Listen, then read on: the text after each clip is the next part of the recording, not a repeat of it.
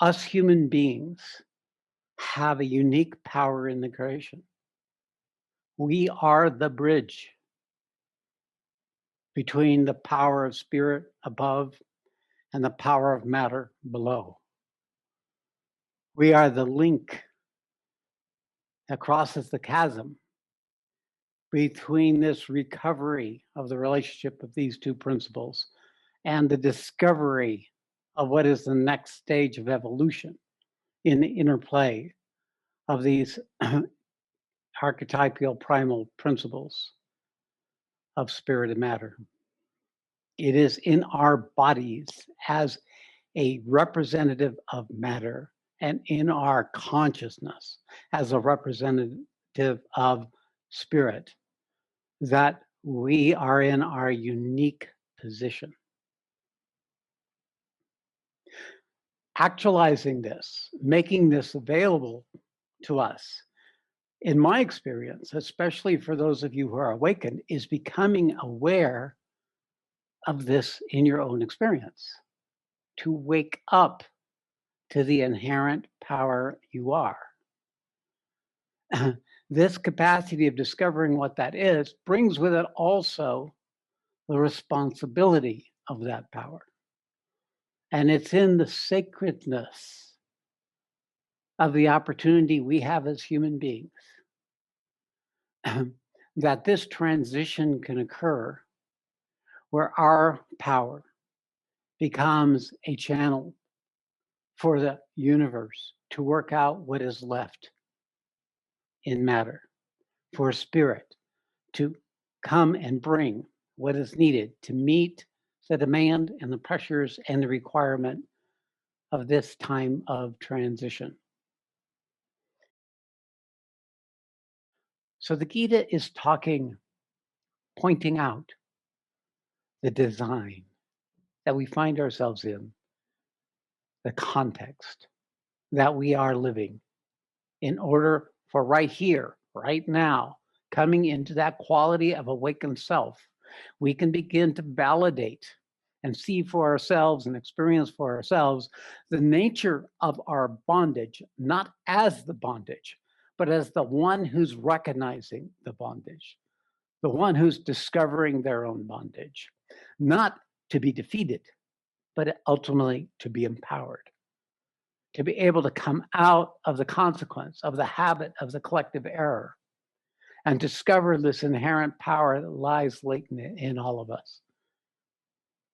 Human power, the power of divinity embedded in matter, the awakening of this inherent capacity and potential that is our true self. It is the real source of me and you and the one that's right here, right now, who's committed to be here.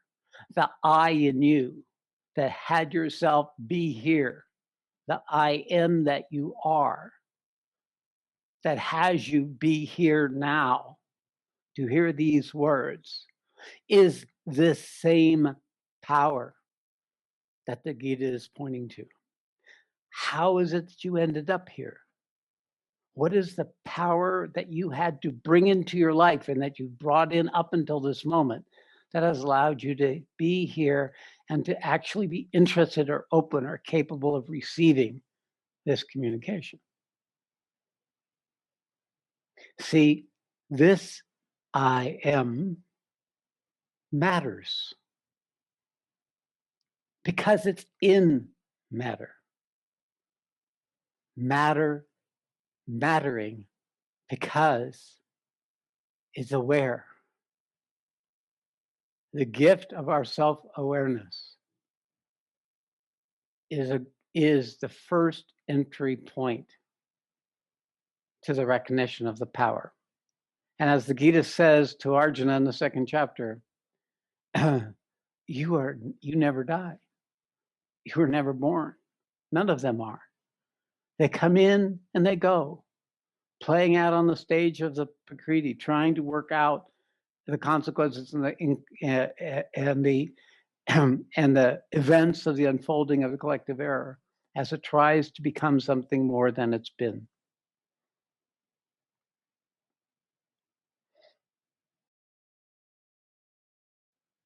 So the Gita prepares a frame that we can begin to have a way of holding, because this is what context is, a way of holding the lives we're already living that's different than the way we've been holding it before. It may enhance aspects of what we've held and learned and developed before, and it gives, in this case, a context that is aligned with the original purpose of our birth, the original reason for human beings, for Earth, for a solar system, for a galaxy, for a universe. It is aligned with the fundamental architectural design on which this entire creation is unfolding. And by learning to know the Gita, to learning to embody the Gita, we partake in that context. We begin to see that our troubles are actually entry doors to new possibilities. We begin to see the darkness is actually simply an opportunity for light to come in more deeply. We begin to discover that we can align with this world in a way that was unimaginable because our context was too small. The way we were holding ourselves and others and the world was too small. And that in this larger arena, we begin to see these experience and get a sense of this universal purposefulness, this universal current of becoming. We become aware of this universal purpose of becoming, and not only can we see it all around us, we can find it within ourselves. What other teaching can we encounter that not only describes the context that we're born in the middle of, but can describe the stages of the unfolding as we come into alignment with our relationship with existence in that context? Never in the history of mankind has this happened before. These are the last days or the beginning of a new era.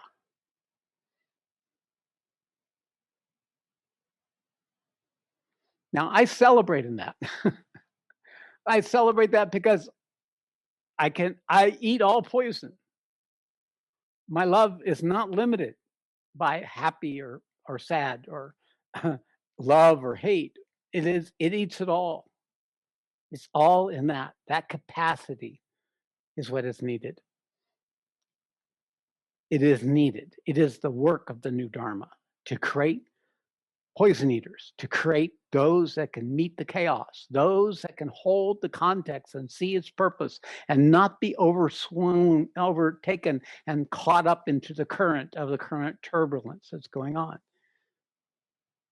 I need people who can take a stand, who can discover within themselves this strength that comes from a place different, very, very different than our old ways of thinking of ourselves. A strength beyond this life, a strength beyond ourselves.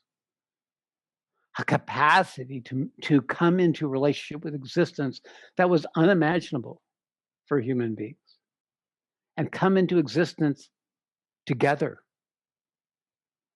to inform and to support and to clarify and to demonstrate with each other this possibility of becoming that can stand the onslaught, can be the bridge between matter, the current condition of collective consciousness, and the possibility that can hold the million generations of humanity that have yet to come.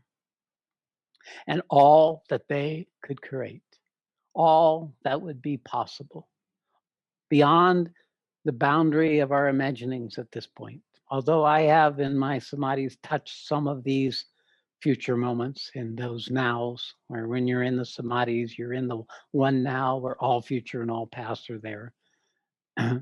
I know it's possible. I know it's one of the real, tangible possibilities of humanity.